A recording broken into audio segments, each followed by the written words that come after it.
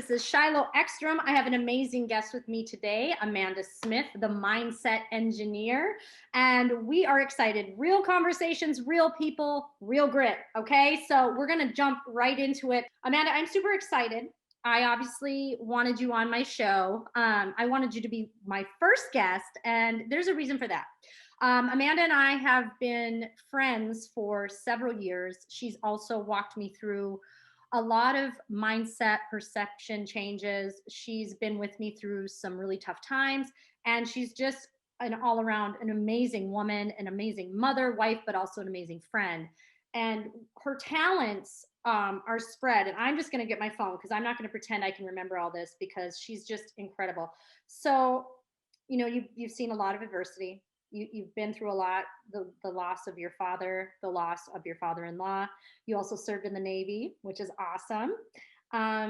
You know, she focuses on a lot of healing here. You have two children.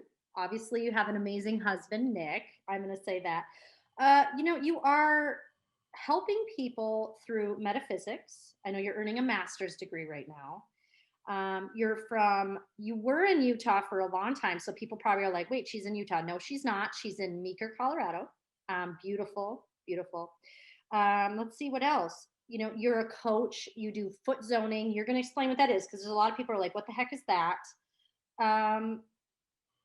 Just a safe place. You know, I think we're going to get into a little bit more of you. I don't want to just read a bio because you're much more than a bio. I'll tell you that because there's a lot of people who are going to be tuning in and they do know you. And then people who do not know you need to get to know her. Amanda and I just discovered Clubhouse. So get on Clubhouse because that's a really cool place that we just discovered. And I know Amanda was on there last night. She spoke and all of a sudden she blew up because the minute she starts speaking, which you're going to hear in just a second, you know why people are drawn to her, why she's been in the healing field. You know, she does incredible things for people. And most of the time she's doing it out of the kindness of her heart. But we do want you to know that you can have Amanda help you if she is someone that you might be drawn to today. So, okay, Amanda, before we go into the topics we chose, because I know, you know, you and I spoke briefly, and then right before the show, we were kind of talking about what do we want to talk about today. But so for the listeners, why don't you go ahead and fill in the gaps on where I might have missed and just tell us a little bit more about yourself for someone who might not know. Absolutely. First of all, I'm really proud of you for doing this and getting on and doing a podcast. And I know that you wanted to get out there, and this is just, it's so epic to see you shining such a bright light for so many people. And to have me on, I mean, that's just a huge honor. So thank you. To fill in some of the gaps, you know, I've always been gifted. I was actually afraid of my gift from the time I was very little, and I avoided it. And the more I avoided being authentically me, that's when my world kind of started to crash. And I went through a lot of adversity. I've gone bankrupt. I have had sexual abuse. Like, there's just been a lot of things that have happened that you can't put into a bio. So when I sit with people and they're going through these financial struggles, or they've had this trauma in their life, or they've lost children, or, you know, they've been through suicide, you know, I can sit with them and I tell people, I'll get in the well with you all day long. Like, I will jump in the well. I will sit there with you. I will understand the weight of the world on your shoulders. But at the end of the day, I've got a rope and I've got a lifeline that'll pull me back out so that I don't take on any of your stuff. Because a lot of people in my industry, you know, they take on the weight of their clients. They actually put it on physically, mentally. It shows up in their life. It shows up in their addictions. It shows up in how they live. And I refuse to put myself in that situation again, because essentially it's fear-based, right? It's like the more you help people, the more the weight of their stuff is going to affect you. And I know that, you know, so many times in our life, and I'm sure for you too, the people around you actually affect your energy. They affect who you are. They affect how you live, your happiness, your joy, how you sleep at night. And so that's one of the things that I've been through so much in my life, and I've had a great life. Like, I've never been a victim to my situations. I know that I'm going through something for a reason. When I beat cancer in 4 months, like, the doctor said I was a miracle. And I just kept thinking, like, this isn't the end for me. Like, I've got something to do. And that is helping people. And like you said, a lot of it is out of the kindness of my heart, just because I think that people deserve a chance to be heard and felt and loved unconditionally for who they are. But at the end of the day, we all have to have an energetic exchange. So that's why I have a business. But yeah, our conversations are so cool because we always end up on some tangent and it's like, oh my gosh, that's epic. We got to talk about that. So yeah, I'm just glad to be here, Shylo. Well, I'm excited too. And we're going to talk at the end when we go into your foot zoning because it's very interesting. And I've actually got to be foot zoned one time. I didn't get the full experience because we were at an event. And so I couldn't totally dive in, but it was cool. And people are probably going to, I want people to kind of think about it while we talk. Like, what the heck is that? So at the end, we can remind them. You said something about living in your authentic self. When we don't live in our authentic self, that's when all hell breaks loose. Like, I know you walked through that with me. I mean, we've both seen it in each other. We've both walked through some storms separate times and was like, oh yeah, I wasn't living in my authentic self. I mean, I think a lot of people do that. I think if you go into the business world, we've been on many different areas of life together, but in the business realm together, when we look at people with highly successful people in competitive areas, this is one of the biggest things I see.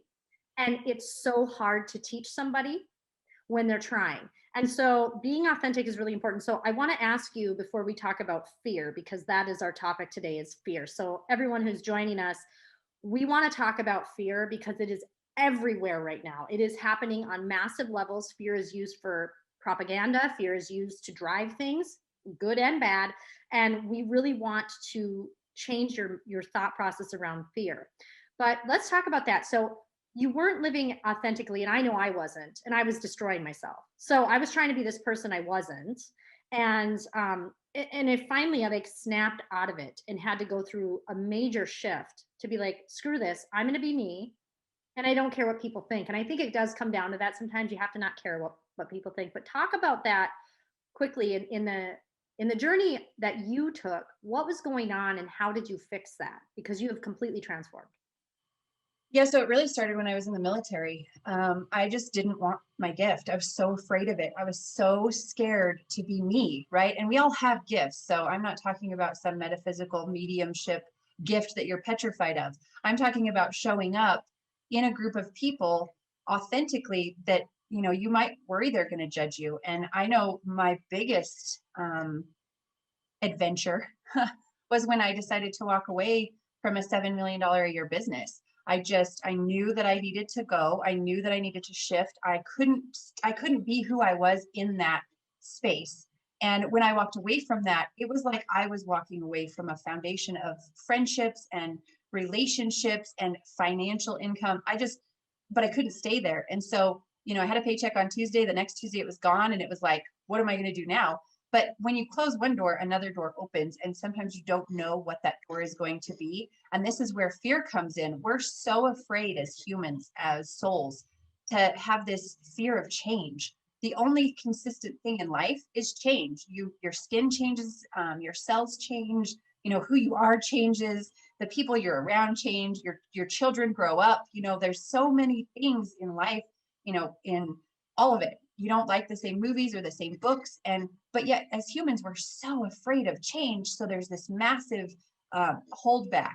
And I know I was in an abusive relationship for 5 years, and my biggest fear was never being loved again. It was like, is anyone ever going to love me again? I'm so broken. At that point in my life I couldn't even go to the grocery store without making sure it was okay that I bought a can of peas, or it was just, I was in this very terrible place.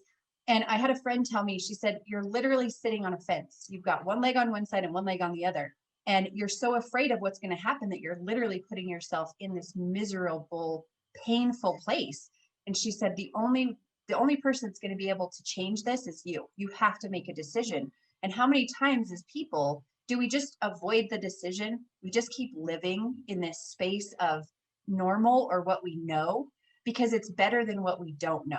And that's, I think, when fear comes in, we have to look at where we're at, where we've been, and where we want to go. And I remember that text message, you talked about it on your live yesterday, but you said, why am I going through all these things? I've already done this before. And I said, you didn't go through them sober. You went through them numb. And if you've numbed yourself in any situation in your life, the universe and God is going to say, hey, you didn't really experience that. It's time for you to experience this and feel it. You have to feel the pain. You have to feel the struggle. You have to feel that overwhelming sense of what happens next. And fear is the best medicine for that, because if you have anything you're afraid of, you should do it, and do it boldly. Yeah. And I think that it's so true. So I'm going to talk about a couple of my fears that have come up lately, because everybody has fear. I mean, I'm not telling people, well, you can walk through life with zero fears. No, I mean, fear drives us. There's is healthy fears, like fear of dying. I mean, a lot of people have that fear. It's the number one fear, I believe, in public speaking, which is so funny because I used to be super afraid of public speaking, like on a level that I wouldn't have done a thing. I was frozen. And it's amazing what physically fear can do to you, though. Like, think about what we'll do to ourselves because we're scared. We were talking about, before we got started, we were chit chatting and we're talking about weight loss and stuff. And like, what do we think like was the reason, I had held on to so much weight? Because I was a small person, I gained like 30 some pounds. I had a moment where I had gained some water weight. And it's like, it wasn't just drinking. If you don't know me, I've been sober for over 7 months now, and that's what Amanda's talking about. And I've all my life, alcohol has been in my life, and so numbing things was always way easier than dealing with some of the biggest issues in front of me. And But was it really? That's the thing. Right. No, it wasn't. Like, it wasn't. It was just prolonging what was going to happen anyways. Like, and a lot of the times when you numb something, what happens is it comes tenfold what you actually have to deal with, because your body, your mind is like, you're going to deal with this now. And it's like a freight train. And that's why you see a lot of people crash.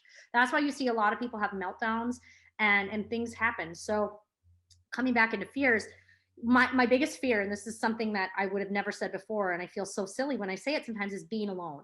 Like, ultimately dying alone, being alone, like nobody loves me, nobody wants me. Like, I have this weird fear that has. You're not alone in that. Oh, I know. That was one of my biggest fears about everything I've ever changed in my life is, am I going to be loved? Right. And then it's that worth, your self-worth. And this has been coming up a lot for me lately. Just so many things. And I'm like, whoa, why is this being challenged? But you said it. I hadn't dealt with these feelings. This is childhood emotions. I remember when I was thinking about it, being a child, having these same emotions, and how I dealt with it was I was very active in sports. And so I was just always finding an outlet until alcohol came in and I found that outlet. But I was always finding outlets to make myself feel worth. And I think, you see a lot of these adults, they're little kids in adult bodies. We are still living out our childhood traumas. And if they're not our traumas, we're living out our parents' traumas, and we have to deal with it. And that's why Amanda is so incredible, because this is what we're dealing with. So let's hit fear. False evidence appearing real. We know this. Fear is a liar. Okay. But Amanda, let's dive into fear a little bit more as we talk about weight gain, physical things. I've seen fear destroy people, destroy marriages, destroy everything. And lives, suicide, and depression. Like in America, the people who take anti-depression medication, it's an epidemic and people don't talk about it, and then with 2020 and everything that happened, people were forced to face who they really were in 2020. And I've said this since October of 2018. I hope we're prepared to face our biggest, deepest, darkest, fear, our shadow self, that part of us that wants to keep us safe. And I call it the ego. It edges God out. It edges ourselves away from ourselves. It keeps you small and safe. And you said it, right? Like, we carry a suitcase around with us from the time that we are born. And every traumatic event we stuff in the suitcase. Well, we carry that suitcase with us until somebody comes along and says, hey, you weren't supposed to carry that with you. You were just supposed to experience that. And then you have to actually let it go. You have to release it. And there's so many different ways to do that. There's meditation, there's yoga, there's singing bowls. And I mean, I have flutes, right? Like, I play music. There's so many things, but society has never taught us how to get closer to ourselves. It's actually told us, you should probably numb or go to a doctor, or, go to that party and get hammered, or, hey, here's this drug that'll make you feel better. And we've become a society of accepting numbness. And that's one of the biggest things, I think personally, is why so many people struggle with depression, obesity, heart disease is the number one killer in America, right? How many people do you know that are addicted to something? They're addicted to Tylenol, sugar, cigarettes, alcohol, drugs, antidepressants, painkillers.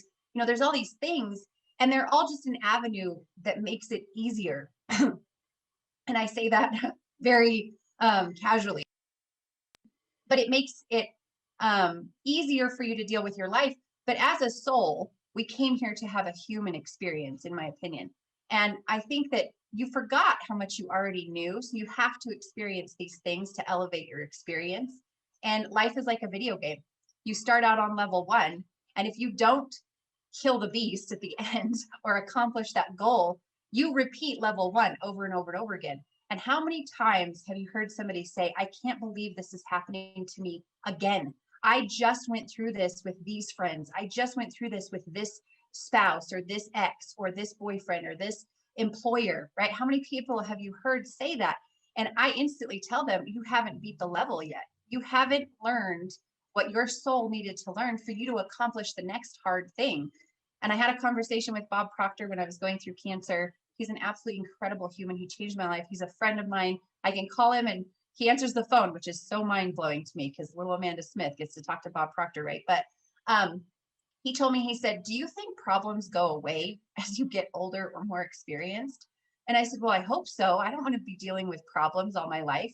And he said, no, as you advance in your experience here, your problems get bigger, but how much time you spend on them gets less.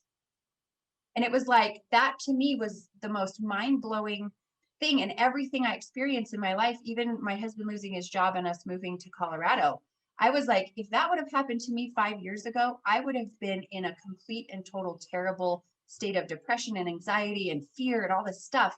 But because I've experienced so much, I was like, hey, let's go. This is an adventure. There's got to be a reason. God said, you're moving. And I said, okay. And here we are. And it's been the best thing for our family, for my children, for my husband, for me. And it's been humbling too. I think what I just heard, and this is incredible, but it's our perception of fear. It has to change. Like Louise Hayes had a video. I mean, she was incredible. She was incredible, and her teachings were incredible. But she talks about boulders and how you really know if you got over something is if that same boulder came back around and how you handled it. And it's so funny because it does. You get presented the same thing over and over and over. You just get to see if you, like you said, pass the level. Did you get around the boulder, or did the boulder stop you? Like, I mean, and it happens sometimes. I'm so proud of myself. I'm like, God, I handled that so well. Like 5 years ago, just like you said, I would have totally crumbled. And then there's times I'm like, shit, I didn't handle that well at all.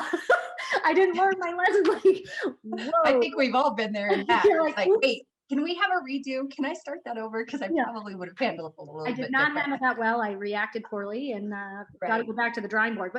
But being aware of it. Okay, so this is the other level of that is being aware. So your perception of fear and then your awareness of fear, and knowing when it's setting in and being even aware that the reaction may not be appropriate, or this isn't the reaction I want to take. That's a step. So I think a lot of people, like, if they don't master it, they think they failed. Absolutely not. Edison, what was it, 1,000 times for the light bulb, and he got it. Here's the thing. We're going to have to do things a lot. We are humans. We are designed to make mistakes. That's how we get better and figure it out. And so I think your perception of fear is really what we have to change. And when we talk about being a mindset engineer, that's where Amanda comes in. And that's why she's so good at shifting it so quick. But the one thing about wanting this type of healing, this type of shift in your life, you have to be ready for it. And you have to be, number one, accountable. I wrote that word down too for today because we're going to go into that in a little bit. But accountability, I mean, this is something I'm seeing across the board in our society. It's completely going to the wayside. Like, oh no, that's not my fault. That's that person's fault and that person's fault and this and this and this and this. And we're becoming a society of victims and blamers. And it's scary, on the level that we're getting to here. And when you combine that mentality with fear and fear-based methods, you have what's going on right now. You have a society. Be vulnerable. Yeah, there's a society riddled with fear. And there's a lot of people there's a lot of healers coming out of this last year. There's a lot of healers. There's healers who are stepping into their power because they are identifying what's actually happening and they're stepping out of it. You know, I've talked to a lot of people, and sobriety is becoming on the rise too. It's not just because people felt like getting sober, it's because it's a shift in the entire universe. People are starting to come into that. And let's just talk about that. Let's talk about, as a society, I talked about trauma yesterday too, but let's talk about fear, accountability, and society as a whole, because I think that's the bigger picture. There's a lot of people listening right now, Amanda, who are going, I don't know what's going on. So let's give them some perspective on that. Okay, so as you're talking about that, a client pops into my head, and I never say names or experiences or where they're from, but I had a client and she reached out to me and she said, you know, I'm so angry. And I don't know how to feel this anger that's bubbling up inside. And I said, well, you've always been taught that you're not supposed to be angry. I said, but I can bet you have somebody who was angry with you a lot in your childhood. And she said, I hate my mother. And I said, hating your mother is actually that hate that's ravaging inside of you, right? We have to figure out how to come out. And I said, it's the only client I've ever had that gave me a bad review. But then 6 months later, she came back and told me that I literally changed her life. So this is what I told her. And this is very blunt and it's very aggressive and it's very true. And sometimes the truth cuts really, really deep, right? And I said, when you get to a point when you can thank your mother for being who she was with you and creating the person you are today, that is when you know that you have come to some sort of healing. So we're in this blame, shame, judgment, egotistical, prideful world. And we can't get vulnerable in that space. We can't come to a place where we say, why am I having this experience? What is my perception of this experience? And how can I change it? How can I fix it? What can I do to enhance this, right? And so sometimes we have to cut to the core, right, of the bullshit and say, okay, I know I experienced this for a reason. My mom beat the crap out of me for, whatever, however long I've lived with her. I hated her so much that then I am aggressive and mean and I can't get a relationship and my finances are a mess. What is it that I need to shift? Well, maybe you're supposed to work with abused children. Maybe you're supposed to go into a space where you actually help somebody that went through what you went through. And you guys, there's some really heavy, heavy things that come through. People that you would never know have experienced trauma that you cannot even imagine, right? I think I read a study and it said like 1 in every 5 children have been molested at some point in their life. I mean, it's terrible, right? So here they are living with this really low vibration. They've never been taught that maybe they experienced that so that their soul could have a higher experience this go around or for this experience or whatever. So I think to answer your question, Shylo, awareness is key, but it's not just being aware of it. It's being vulnerable enough to say, I need to work on me. That's a big one. And I think, I've been through trauma, and even as a 39-year-old woman, I'm realizing traumas that I just ignored. I joke about that, like, oh, it was fine. Everybody said it was fine. No, it wasn't. There were things, but that doesn't mean it has to be my story in a negative way. We have to remember, we're here to change lives. We're here to help people. While we're here, we have purpose, right?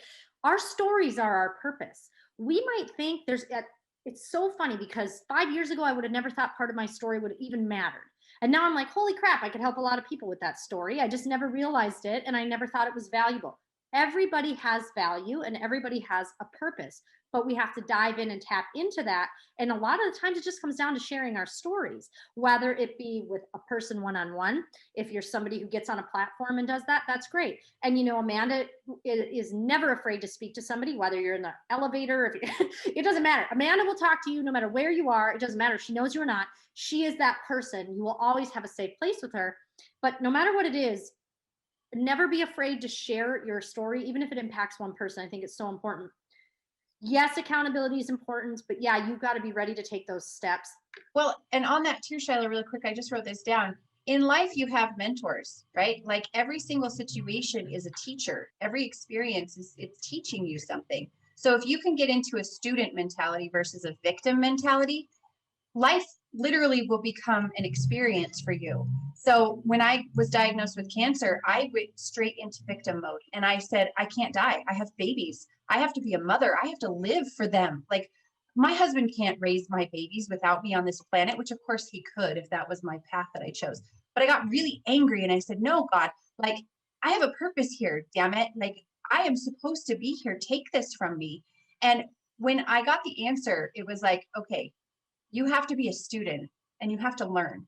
Like, stop thinking you have everything figured out. Stop thinking you know everything. And I went into this realm of learning. I went into the Bible. I went into studying all of the things about cells and how they work and how guilt and resentment actually feeds cancer in your body. And I told that to one person and she thought I was crazy. But come to find out, she had massive issues with her father, right? So it's like, once we can become aware and become a student, if I could put anything out in this, fear is a teacher. It's like, listen, are you ready for the lesson? And we've all heard the saying, when you're ready, the teacher appears. When the student is ready, the mentor shows up. Like, put yourself in a student body and say, what am I going to learn through this? So you're going through a divorce. So you're getting ready to move. So you've lost your business. So you just got diagnosed with a disease, a diabetes, cancer, whatever it is. Ask yourself this one question: what can I learn through this? Because the next question right after that is, how can I teach someone else? So true. Be a student, not a victim. So I see this a lot again, in our society, but business life, it doesn't matter where it is is the blame and victimhood. And why, and you touched on how that could be detrimental to your health. I mean, the one thing though, Gary Vee, I was listening to him. Obviously, there's a lot of great people that I listen to, but he's just straight to the point. I love it, straight up, no chaser, kind of like me.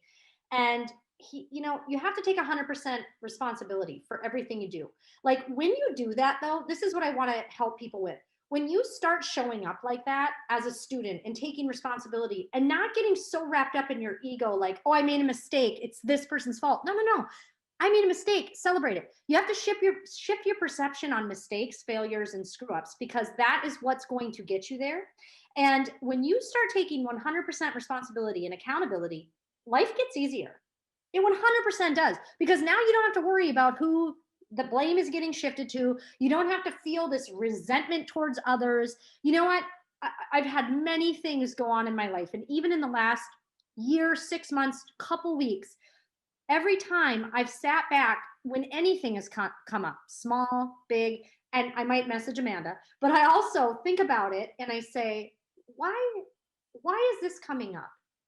And I don't blame the other person. If it's a person or people, I go, what role did I have to play in this? And it's that simple. That does not mean you are taking on everyone else's responsibility. This is where I think, Amanda, people get really wrapped up. No, you're not the only one who might have made a mistake, but own your part in it and be willing to give grace. Give grace to those who made the mistake. Let them own their mistake. Right now, you need to focus on you and what you could do differently, your perception, whatever it is, be a student. And I think that's really important to me right now, because I see a lot of people out there, and this is politically, you can see this is so plain, so I can talk politics lightly, is to get a narrative that fits their own narrative. That's how you blame and point fingers and exaggerate the truth. And all of a sudden, words that were said one way are being interpreted another because it fits the narrative for your story. This is happening on every level, not just in politics, not just mainstream media. I see this everywhere. Twisting words and making it work for you, so you do not have to take accountability for the actual thing that happened. And it's a sickness, and it hurts businesses, it hurts lives, it hurts marriages, relationships, and it hurts everyone. And so let's take some time on this, because this one really drives me nuts. The victimhood and the blame. How can we shift this? So this is excuse me, this is huge. It doesn't just start in politics and mainstream media and social media. This starts with when the human wakes up in the morning and they wake up and say, who am I today? Or what am I going to do today?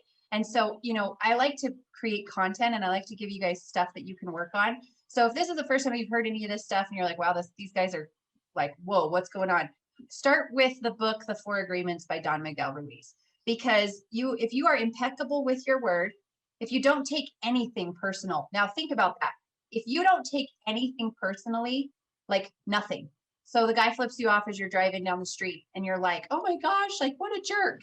If you don't take his actions and his miserable day personally, then the universe says, oh, well, maybe that doesn't really affect her, right? Like I have this saying that you got to put your own Rain-X on, right? You kind of have to Rain-X yourself, Rain-X your soul, Rain-X your energy, so that no matter what hits you, you have time to be an observer first and then react later, right? So we want to experience something, kind of like let it sit. And this is why, I mean, I post a lot of great stuff on Facebook, but one of the things I posted on Facebook was, oh, it just left me. Dang it, I hate that when that happens. But the third thing is don't make assumptions. So say you get a text message and, oh, I remember what it is. It's, have you ever, like all you want to reply back is this mean, nasty text message on Facebook and you're like, rah! And then all you put, because you have self-resolve and you're in an observer state, you just write, okay. Like how many times have we done that, right? That's when you know that you've put the Rain-X on, because you can become an observer of a situation, experience it, but you don't have to take it personally. And then the fourth one, sorry, my phone just died and I don't have them memorized. The fourth one is always do your best, right? Like if you can be impeccable with your word, not take anything personally, don't make assumptions. If you make an assumption, assume spells ass out of you and me, right? Like it makes an ass out of you and me, whoever's involved. And then always do your best. So if you always show up at 100%, you can never go into guilt or resentment or shame. Or now if you're not showing up 100%, work on that and become aware of it and do your best. But with that not being vulnerable, you said something in the beginning when you said that, it's everybody's fault. It's always somebody else's fault. So you get in a fight with somebody and, oh, well, they didn't handle it correctly, or this didn't happen the way it should have happened, right? And you can look at this anywhere in the world right now. Somebody is always at fault. Somebody said something and they took it the wrong way. You could just go scroll through anything on Facebook right now and there's people arguing back and forth.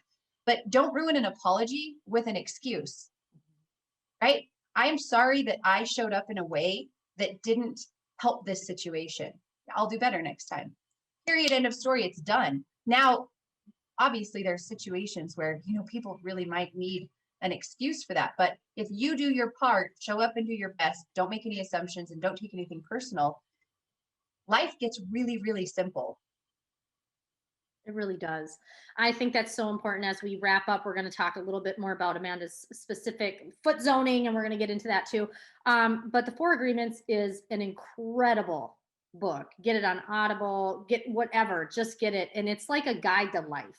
Like really. And one of my things for this year was be impeccable with my word. I really wanted to focus on that. And it's so funny, Amanda, that the beginning of 2021, my word was challenged for the last 3 weeks. Isn't that funny how that works? Like, what? I didn't say that, right? Like my words are getting twisted, not necessarily because someone else's fault. It was maybe I wasn't communicating clearly. Wow, there it is. I got to work on that, So I've been like, whoa, I got to slow it down and start focusing on my words again and really make sure that that's something I do. So, okay, incredible show. We're not quite done. I do want you to talk about foot zoning, your specialties. I want you to give, where can people find you? Okay, somebody's listening to this. Where the heck can they find Amanda Smith? What can you do for them? And let's go into that, because I really want to make sure people can find you after this episode. Okay, I'm on Facebook is my main platform. I am trying to switch off of Facebook just because of everything that's happening on there. I'm in Clubhouse, Amanda Smith 44. I'm on Instagram, and I also have a Twitter account now, which I didn't know that I would like Twitter, but it's actually kind of fun. I think I have 3 followers on Twitter. It's Vision for Life. So VISION 4, the number 4, life.amanda@gmail.com. And that's the easiest way to get a hold of me. Facebook Messenger rocks. Foot zoning is something that I really like, the tangible. People say, ew, I don't want somebody touching my feet, or, oh gosh, how do you touch feet all day? But I broke my ankle, and my friend called me and said, Amanda, I think that you would be a good foot zone practitioner. And I said, no, I broke my ankle. I don't want to touch people's feet. Thanks, but no thanks. Like, I'm good. But she convinced me that this might be the avenue that I could actually use my gift in a tangible way. I'm a practitioner.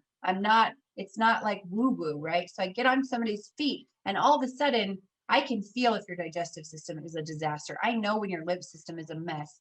I can tell where your migraines are coming from. And I'm not treating, diagnosing, or curing anything, but I'm able to kind of give you a reason why you might be going through something. And obviously, on this platform, it would be hard for me to be a foot zone practitioner for people here. But there's tons of foot zone practitioners. You can look up, what is foot zoning. Reflexology is similar, but basically what I do is I trigger, and I have a badge of honor. So this is my, it's a callus on my thumb because this is what I use. But we call it a badge of honor because, the more you foot zone, the bigger it gets. But you actually trigger points on the feet that get your body to activate. So say your lymph system is a mess. So I trigger the lymph system, and all of a sudden your lymph system says, whoa, we got to take out the trash here, right? This is what the lymph system does. It holds trauma, it holds all the junk in your body, holds all the toxins. And if you can trigger those points to actually activate, then your body can say, whoa, we need to do something about this and kind of release it. Same with the brain, the pineal gland. We do energy zones, we do all the muscle structures, fascia. Like fascia is a really big deal in your body because the tighter you hold your body, the more your fascia builds up. The more your fascia builds up, the more of a callus you have, so you don't experience life in a flexible way. But one of the things I do is it's called a client tune-up session. And so if you want to book one of those with me, I would love to get on with you. And we just do what Shylo and I are doing here. Basically, we just get on, you bring a question to me, and then I can help you flip that perception shift, right? Like, okay, can you look at this in a little bit of a different way? Plus then the weird part, the woo-woo part, the good part, the gift part comes out, and I can guide your energy kind of like in a direction your soul wants. And sometimes that's really hard, right? Well, you're not supposed to stay at this job. You've been wanting to leave this job for 6 years. Why are you still there? Well, I'm afraid.